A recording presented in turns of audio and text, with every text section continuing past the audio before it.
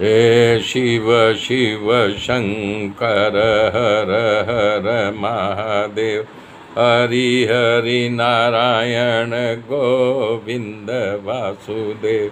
शिव शिव शंकर हर हर महादेव, हरि हरि नारायण गोविंद वासुदेव। शिव शिव शंकर हर हर महादेव। ओम नमो भगवते वासुदेवाय।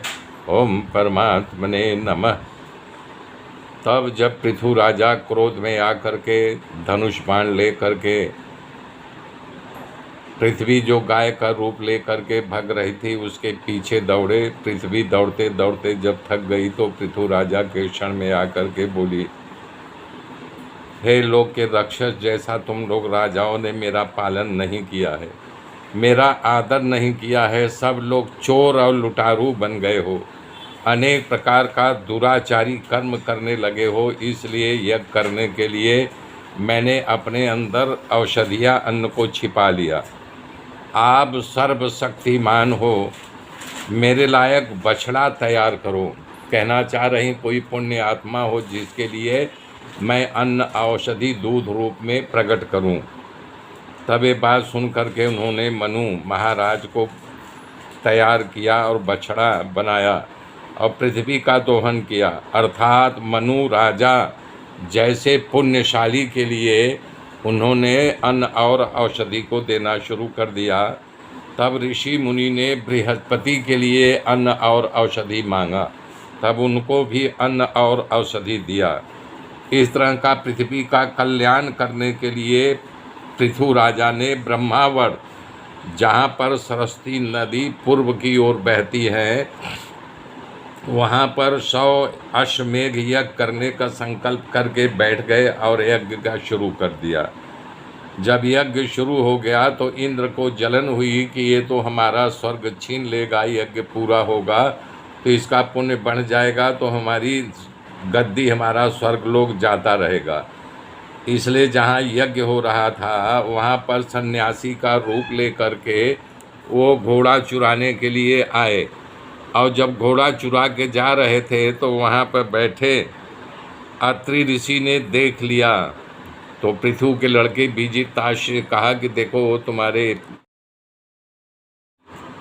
तो अत्रि मुनि ने बीजुताश से कहा कि देखो तुम्हारे पिता के यज्ञ का घोड़ा ये इंद्र चोरी करके लेके जा रहा है।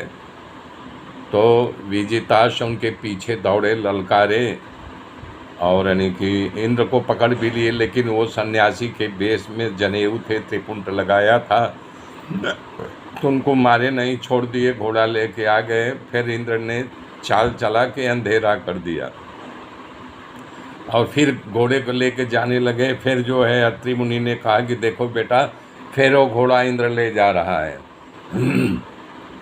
इस प्रकार से बीजिताश ललकारे तो फिर इंद्र घोड़ा छोड़ करके भाग गए, लेके आए। तो उन्होंने जब कई बार परेशान किया तो इस बात की पता पृथु राजा को चलता है, तो पृथु राजा क्रोधित हो जाते हैं।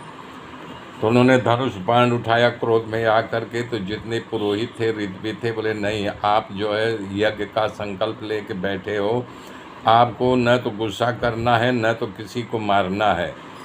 अब हम ही लोग क्या करते हैं कि आप चिंता मत करो, अभी तक इंद्रवे स्वाहा कर रहे थे, अब इंद्र को ही स्वाहा कर दे रहे हैं।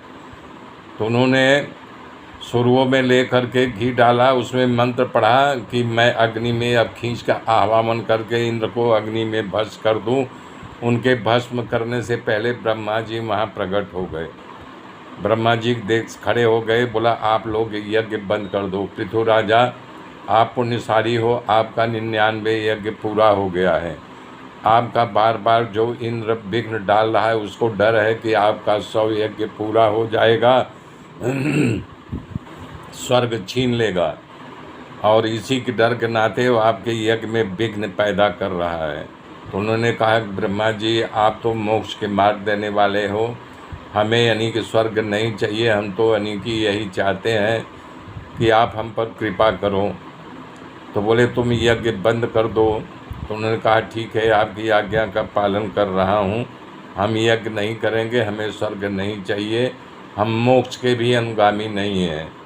हमें तो जहाँ भगवान की कथा होती रहे, बात को सुन कर के नारायण प्रकट हो गए, बोले तेरे बातों से तुम्हारे जो है श्रद्धा को देख कर के मैं बहुत खुश हूँ, क्या तुम्हें वर दूँ। मेरे मित्रों, मेरे साथ जुड़े रहिए, आगे की गाथा कल जोड़ूंगा, तब तक के लिए